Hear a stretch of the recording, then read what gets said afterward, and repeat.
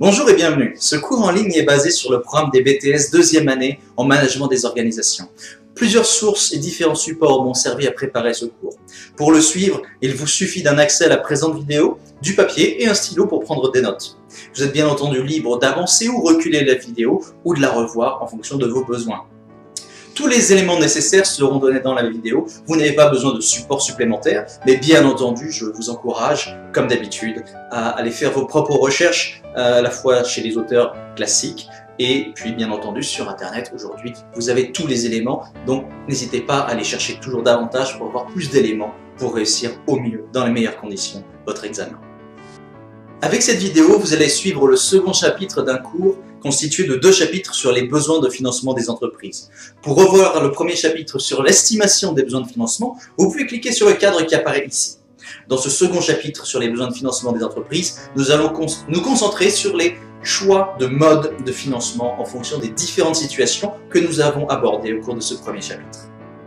Au cours du premier chapitre, nous avons vu qu'il y a 2 grands besoins de financement pour les entreprises. Principalement les investissements, lorsqu'il s'agit d'une création d'une entreprise ou lors de l'évolution d'une entreprise, lorsqu'elle souhaite investir un nouveau marché, rentrer dans un nouveau marché géographique ou réaliser un nouveau produit, par exemple. Et puis bien entendu, le deuxième besoin de financement principal, c'est le besoin en fonds de roulement, avec l'exception aussi bien sûr lorsque vous avez des problèmes de trésorerie, où là effectivement les entreprises vont se retrouver aussi avec des besoins, mais plus difficiles à négocier bien entendu avec les investisseurs, de résoudre ces problèmes de trésorerie. Alors dans ce chapitre, nous allons aborder des notions très claires d'analyse. Donc c'est-à-dire que il vous faut absolument avoir bien maîtrisé, au risque de me répéter, mais vraiment avoir bien maîtrisé tous les outils d'analyse que vous avez vus au cours de vos 2 années de BTS. Il vous faut avoir vu SWOT, il faut connaître les 5 forces de porteur, les différentes analyses qu'il propose, il vous faut connaître Ansoff, il vous faut connaître la destruction créatrice de Schumpeter, etc. Ici, on arrive vraiment à la conclusion de 2 années d'études qui vous ont permis d'apprendre à analyser la situation économique interne et externe d'une entreprise. Et c'est à partir de ces éléments-là que l'on va pouvoir être en mesure de choisir les différents modes de financement que les entreprises vont choisir en fonction de leur situation et de la stratégie choisie. Alors, il y a 2 principaux moyens de financement pour les entreprises, bien entendu, que nous allons voir. Donc, premièrement, nous allons nous intéresser à tout ce qui est le financement propre de l'entreprise, c'est-à-dire ce que l'entreprise est capable de financer par elle-même, de quelle manière elle peut le faire. Et là, bien entendu, nous allons revoir beaucoup d'éléments que vous avez vus à la fois dans vos cours de management des entreprises, mais aussi dans d'autres cours, notamment en économie et en droit des entreprises. Il faudra bien faire les liens entre ces différents cours car ces notions seront centrales. Dans un second temps, nous nous intéresserons aux investissements extérieurs, donc principalement avec les emprunts, mais pas seulement pour l'entreprise. Et puis, dans un dernier temps, nous conclurons sur les critères du choix de financement entre ces différents éléments. Nous reverrons bien sûr des éléments que nous avons vus ou que vous avez pu voir avec votre professeur au cours des 2 années en management des entreprises. Et puis, il s'agira vraiment d'aller dans le fond, dans le détail de l'analyse et de trouver des solutions à proposer. C'est vraiment le cœur des dernières questions de tout examen de BTS en management des organisations. Et c'est donc la partie qui vous sera la plus utile pour vous permettre de répondre correctement et de proposer des solutions structurées et vraiment crédibles pour votre examen du BTS. Alors, donc en première partie, nous allons commencer à étudier le financement propre de l'entreprise. Donc, comme vous le savez, au moment de la création d'une entreprise, les fondateurs vont investir du capital, c'est ce qu'on appelle le capital social. Donc, bien entendu, c'est une obligation pour toute entreprise, même si vous avez des formes sociales qui permettent aujourd'hui de créer une entreprise pour 1 euro de capital social, pour avoir plus de flexibilité. Comme vous le savez, par rapport aux questions de financement, avoir 1 euro de capital social, c'est un problème pour une entreprise. Parce que dès le début, il va y avoir des coûts pour lancer la production, qu'il s'agisse d'ordinateurs maintenant, quel que soit le travail que vous réalisez, même si vous êtes dans le service, vous avez besoin de communiquer avec l'extérieur. Si vous êtes dans la production, vous avez besoin de machines, etc. Donc, et puis, bien entendu, aussi pour la sécurité des potentiels investisseurs, au-delà de l'apport intérieur que les propriétaires de l'entreprise apportent, plus le capital social est important, plus cela représente une sécurité pour les investisseurs potentiels. Voilà. Donc, au début de la création, il y a bien sûr la création d'un capital social. Et puis, lorsqu'il y a des besoins de financement supplémentaires, il y a la possibilité d'augmenter ce capital social, que ce soit par simplement un investissement supplémentaire des possesseurs de l'entreprise, ou que ce soit par l'arrivée de nouveaux investisseurs, par exemple des actionnaires, dans le cas d'une entrée en bourse. Voilà. Donc, plus ce capital social sera important, plus l'entreprise aura les moyens d'investir et de s'autofinancer, et plus pour les besoins d'investissement extérieur, les potentiels investisseurs extérieurs seront rassurés. Alors, la deuxième capacité de financement propre pour une entreprise, c'est bien entendu l'autofinancement. Donc, l'autofinancement, de quoi s'agit-il? Il ne s'agit pas du capital social, cette fois-ci, attention, c'est à bien faire la différence. Il s'agit de la capacité de l'entreprise à investir à partir des bénéfices qu'elle a réalisés. D'accord? Donc, avec votre produit des ventes, vous avez bien entendu des charges à payer. Donc, vous avez vos fournisseurs à payer, vous avez les locaux, vous avez les salariés, etc. Et une fois que vous avez payé tout cela, vous payez les impôts, bien entendu, et vous serez en mesure de faire de l'investissement avec l'argent qu'il vous reste. Donc, cette capacité d'investissement, appelée la CAF dans les entreprises, est très importante. Elle a plusieurs avantages. Le premier avantage, c'est que, premièrement, vous n'avez rien à rembourser. Donc, tout ce que vous allez investir, ce n'est pas, vous ne devez rien à aucun investisseur supplémentaire. Le deuxième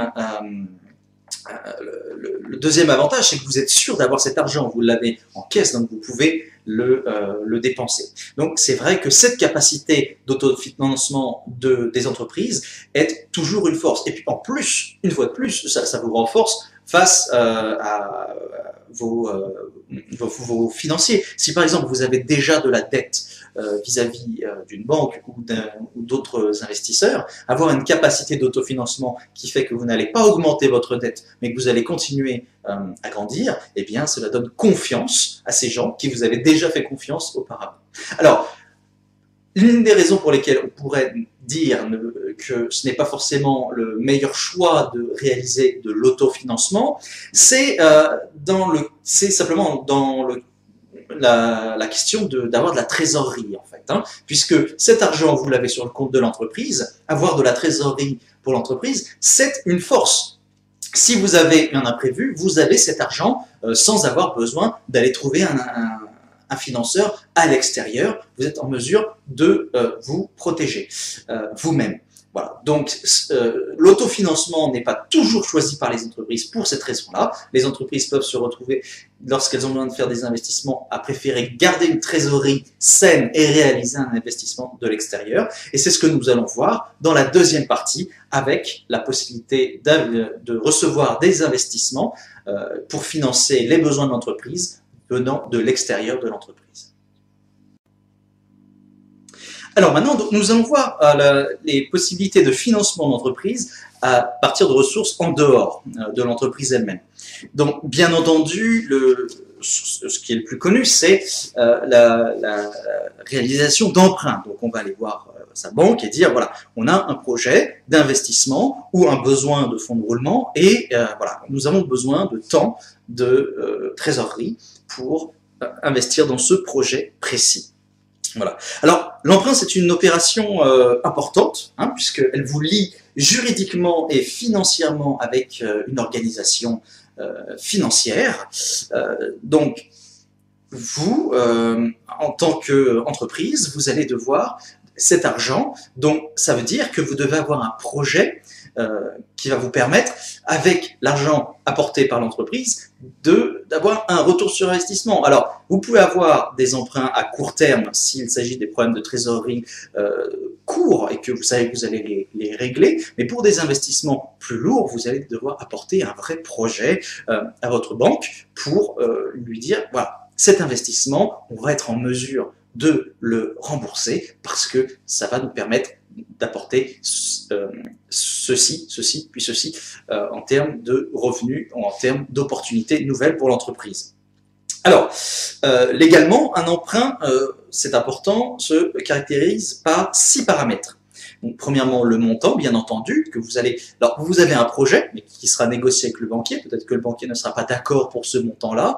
Peut-être qu'il souhaitera investir moins à cause du risque de non-remboursement de votre société en fonction de votre situation financière.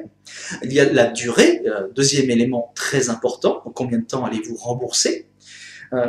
Il y a bien entendu le taux d'intérêt qui va définir combien cela va vous coûter.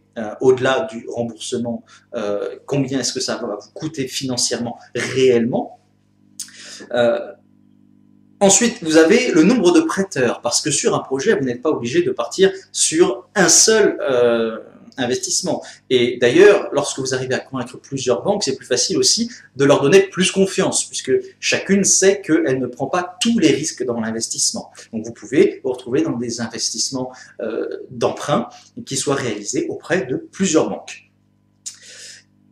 Le mode de remboursement, bien entendu, qui est important. Est-ce que vous remboursez tout de suite? Est-ce que vous remboursez sur une longue période? Et comment allez-vous échelonner ces remboursements? Ça peut complètement dépendre en fait de votre structure d'entreprise. Si vous avez une activité saisonnière, peut-être qu'il serait plus intéressant pour vous, à cause de votre besoin de fonds de roulement très particulier, d'avoir une méthode de remboursement qui soit liée à votre activité saisonnière. Si par exemple vous êtes lié à l'activité estivale, eh bien là, dans ce cas-là, vous savez que la majorité de vos revenus viennent l'été. Peut-être que c'est plutôt à ce moment-là, en fonction des résultats de votre entreprise à ce moment-là, qu'il serait plus intéressant de rembourser. C'est à négocier avec vos différents prêteurs. Enfin, les garanties que les différents prêteurs vont exiger. Alors ça peut être le nombre d'investisseurs. Une banque peut dire, voilà, moi ce que je veux comme garantie, votre projet semble intéressant, mais ce que je veux comme garantie, c'est de ne pas être le seul à investir. Ou ça peut être aussi l'importance de votre capital social. Et puis ça va être aussi potentiellement une garantie personnelle. Lorsque vous allez avoir des entreprises de taille plus réduite, si vous êtes sur un format EURL ou EIRL, où vous allez en fait vraiment limiter au maximum votre responsabilité sur le capital engagé, la banque risque d'avoir des difficultés à souhaiter accepter de vous prêter de l'argent.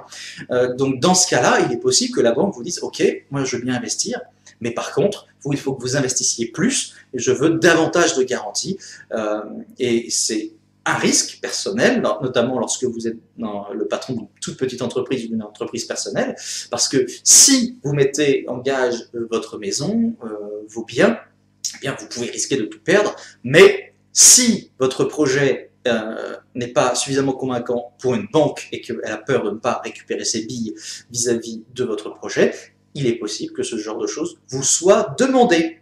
Voilà, donc voilà pour l'ensemble des 6 paramètres d'un emprunt et les garanties qui sont des éléments très importants parce que c'est cet élément-là qui va potentiellement vous faire décider entre est-ce que vous allez passer par de l'autofinancement, si vous avez de la trésorerie, ou si vous avez justement des investisseurs qui sont très confiants en vous, vous allez vous dire peut-être, bah tiens, je vais garder ma trésorerie saine, je vais garder de l'argent sur le compte en banque et je vais passer par un investissement extérieur pour éviter tous les risques et savoir que j'ai de quoi me retourner si jamais j'ai un problème de trésorerie dans l'avenir ou si un client ne me paye pas à temps ou un client fait faillite.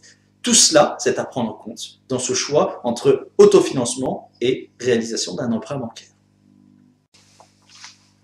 Alors, le deuxième type d'investissement, d'investissement qui vient de l'extérieur, c'est là quelque chose que nous avons vu déjà dans le Grand 1, mais qui est l'augmentation du capital social, mais sans passer par un investissement supplémentaire des propriétaires actuels. Donc, ça veut dire que vous allez augmenter votre capital social avec des gens extérieurs qui vont rentrer. En clair, ça veut dire que vous n'allez plus être propriétaire à 100% de votre entreprise. Mais cette solution peut permettre à des gens qui ont confiance dans votre capacité à leur verser des dividendes d'investir en vous, parce qu'ils croient en vous, et donc ils vont risquer leur propre capital. Ça a comme avantage de, bien entendu, donner plus de garanties si vous avez besoin, à côté de cela, de faire des emprunts, ou que votre banquier est un peu inquiet vis-à-vis de votre capacité aujourd'hui à faire des remboursements. Donc, ça, cet avantage-là. Maintenant, après, effectivement, convaincre quelqu'un lors d'une augmentation de capital n'est pas facile. En général, cela se fait par une entrée en bourse, et donc c'est-à-dire qu'après, vous allez avoir un nombre d'actionnaires qui va potentiellement augmenter et qui va avoir du pouvoir sur vous lors des votes au sein des assemblées générales. Vous ne serez plus le propriétaire unique, mais c'est effectivement une manière de donner des garanties supplémentaires à l'ensemble des investisseurs pour votre entreprise.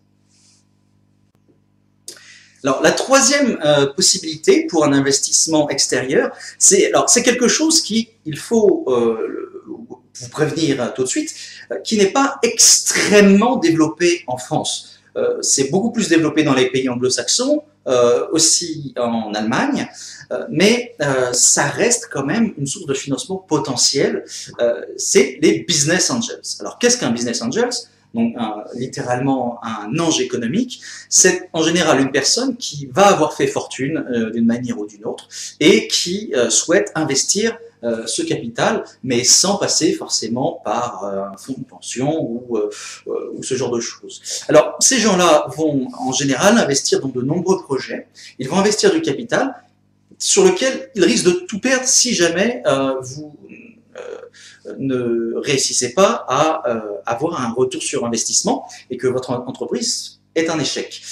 C'est donc un mode vraiment risqué pour le Business Angels. Alors comment le Business Angels, lui, fait pour être rentable sur ce genre d'activité? En général, un Business Angels, une personne qui effectivement va avoir fait de l'argent, qui va avoir un capital de quelques centaines de milliers d'euros, voire 2 ou 3 millions d'euros, et qui va investir un petit peu de ce capital, 10 000 par-ci, 10 000 par-là, dans différentes entreprises, en espérant que certaines d'entre elles vont fleurir, tout en sachant que d'autres vont s'effondrer. Et au total, avec tous ces investissements, réussir à faire un bénéfice. Alors, convaincre un business angels, c'est plus difficile, effectivement, parce qu'il vous faut apporter quelque chose de vraiment solide, mais en même temps, ça peut être quelque chose de très intéressant, parce que des projets un petit peu qui peuvent sembler farfelus à un banquier ou pas assez sécurisés, qui vont être dans des nouvelles technologies, des choses qui ne sont pas encore vues, pas encore connues, qui n'ont pas de garantie pour une entreprise, eh bien, peut-être que ces gens-là, qui eux-mêmes ont pris des risques dans le passé, savent ce que c'est que prendre des risques, vont vouloir investir en vous. L'intérêt pour vous, c'est que vous ne perdez pas, vous ne prenez pas de risques, puisque les business angels qui vont investir en vous vont prendre les risques. Par contre, effectivement, vous allez leur verser de gros dividendes si jamais votre entreprise fleurit, mais vous-même ayant été à la tête de ce projet innovant et créatif, eh bien, vous pouvez avoir vous aussi de très forts retours là-dessus. C'est donc un mode de financement qui est peu connu en France, qui existe tout de même, même s'il est moins important que dans les pays anglo-saxons, et qui peut être une solution pour les entreprises. Alors, il est un dernier élément de financement externe qui peut-être que vous n'avez pas vu dans beaucoup de cours encore, parce que c'est quelque chose de nouveau qui arrive, qui arrive avec ce que j'appelle, et pas que moi d'ailleurs, hein, beaucoup d'autres appellent, grâce à l'ère de la communication. Nous ne sommes plus dans l'ère industrielle depuis une dizaine d'années, nous sommes dans l'ère de la communication. Et aujourd'hui, la communication est partout.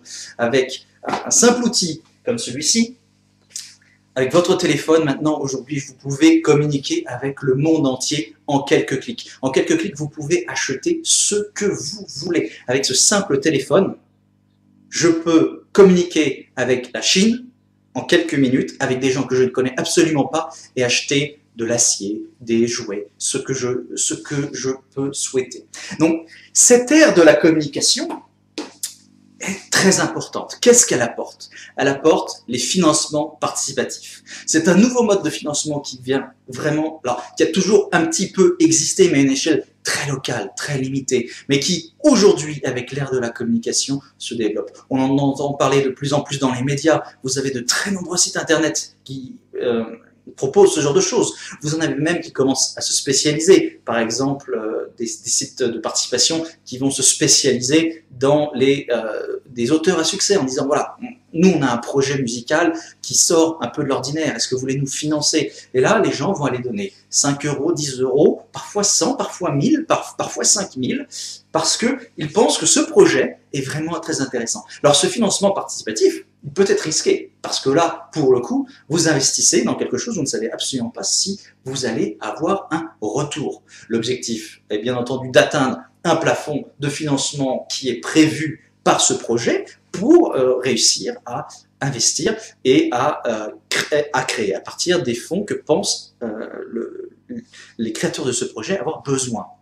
Et là, comme on dit en anglais, sky's the limit. La limite, c'est le ciel. Vous n'avez plus aucune limite, vous n'avez plus aucune barrière. Les barrières entre la France et l'Allemagne, les barrières entre Schengen et le reste du monde, tout cela, ça disparaît. Vous pouvez recevoir du financement dans le monde entier. Et en fait, dans ce genre de financement, ça va être vraiment l'intérêt du projet. Si vous proposez quelque chose de vraiment original, eh bien, vous allez avoir des gens du monde entier potentiellement qui vont venir et qui vont vous proposer de vous donner 10 euros, 20 euros pour vous aider. Et puis, vous allez peut-être avoir quelqu'un qui a un peu plus les moyens, qui se dit « Oui, ce projet-là, c'est vraiment original. Il a peut-être pas de chance de sortir, mais j'ai vraiment envie d'y participer. » Et puis, bien sûr, s'il y participe, je sais que comme j'ai investi, eh bien, je vais recevoir le produit peut-être en premier. Je vais pouvoir le tester. Peut-être que je serai invité et que je vais visiter l'entreprise. Vous avez énormément d'industries qui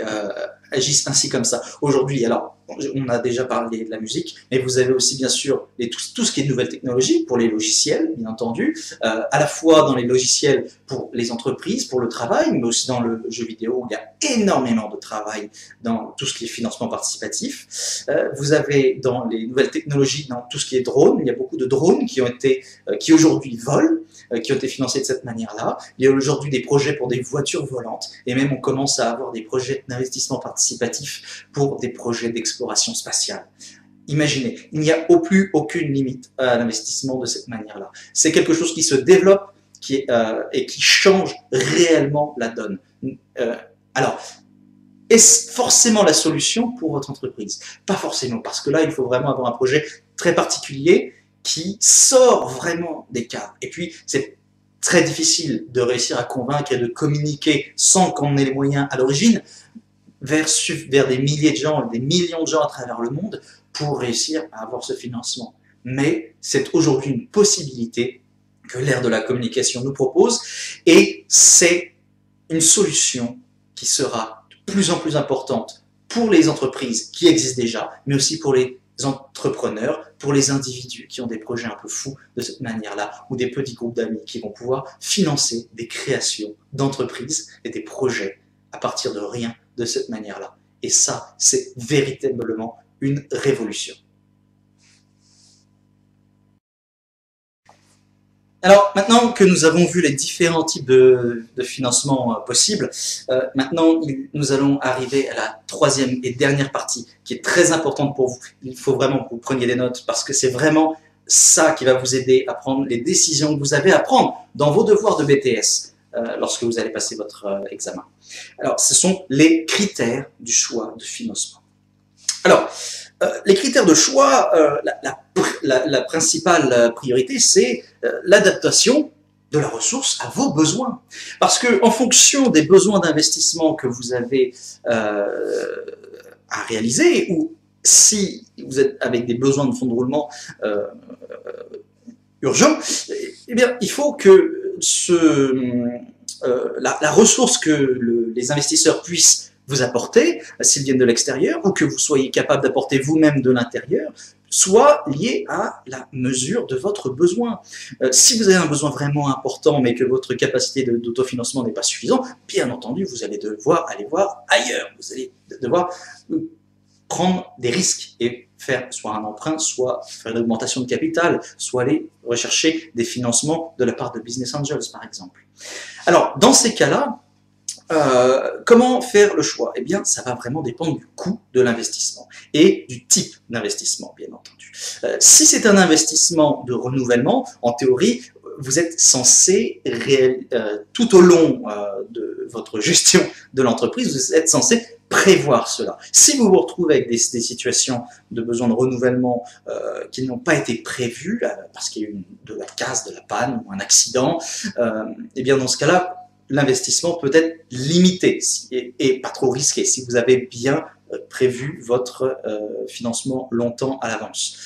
S'il s'agit d'un investissement plus lourd pour un nouveau projet, pour une nouvelle machine, pour l'entrée sur un nouveau marché, là vous allez avoir besoin d'avoir les reins plus solides. Si vous êtes déjà une entreprise qui existe mais que vous souhaitez faire de la diversification, soit en allant sur un nouveau marché géographique, soit en rentrant sur un nouveau marché en présentant un nouveau produit. Alors, dans ces cas-là, effectivement, passer par une banque peut être le plus facile si votre projet est solide, ou alors faire de l'augmentation de capital parce que vous avez un projet intéressant ou que vous souhaitez racheter une entreprise dans un autre pays pour vous implanter de manière plus facile.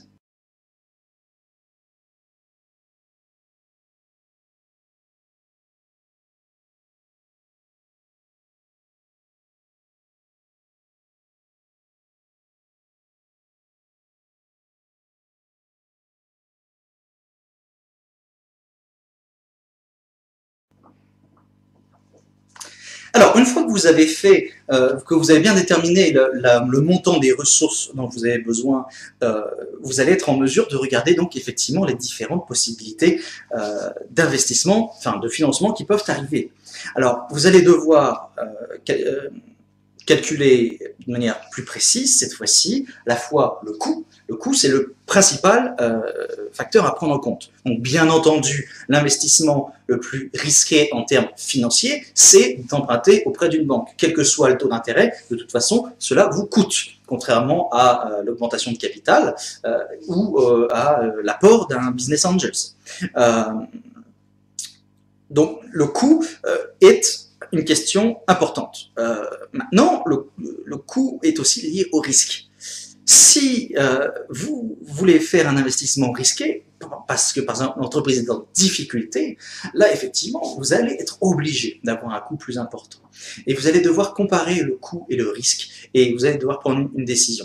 Alors tout cela va dépendre de votre stratégie, et c'est là où votre analyse de l'entreprise, votre analyse de l'environnement externe et de l'environnement interne de l'entreprise, de vos forces, de vos faiblesses vis-à-vis de la concurrence, vis-à-vis des clients, etc., sur ce que vous pouvez apporter, va être très important. Est-ce que vous avez les reins pour prendre le risque de réaliser cet investissement et donc d'aller chercher cet argent qui va vous coûter, ou est-ce qu'il vaut mieux revoir les choses à la baisse? Voilà, c'est un élément stratégique fondamental que vous allez apprendre lorsque vous travaillerez en entreprise vous-même, mais plutôt que ça, lorsque vous allez passer votre examen au BTS.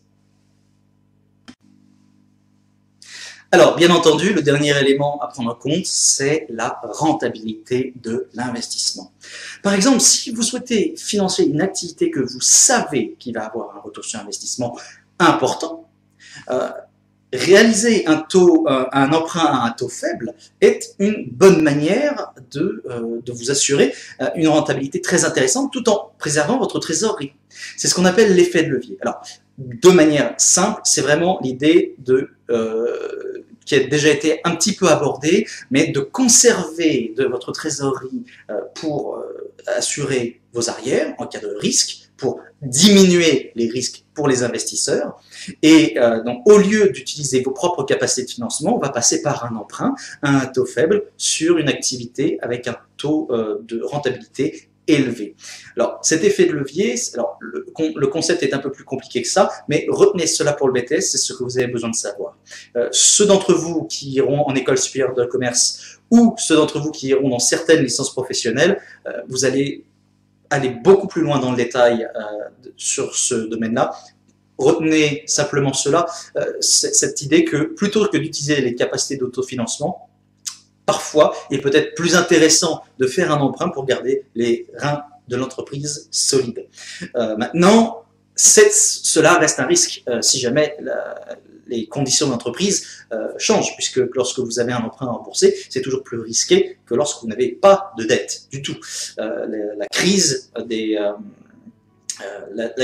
dettes souveraines que nous avons, que vous avez pu voir plusieurs fois en cours et que vous voyez tous les jours dans les médias, qui touchent l'Europe en ce moment, depuis 2012 et encore aujourd'hui en 2015, est une preuve pour les États, mais les entreprises vivent la même chose. Les entreprises qui pensaient avoir des conditions de développement idéales ont pu choisir de passer par un emprunt plutôt que de s'autofinancer et se retrouver en fait à avoir un projet qui n'était pas rentable. Et donc du coup, cette capacité d'autofinancement qu'ils n'ont pas utilisée, ils sont obligés d'utiliser leur trésorerie pour rembourser un emprunt et au final, ça leur coûte plus cher.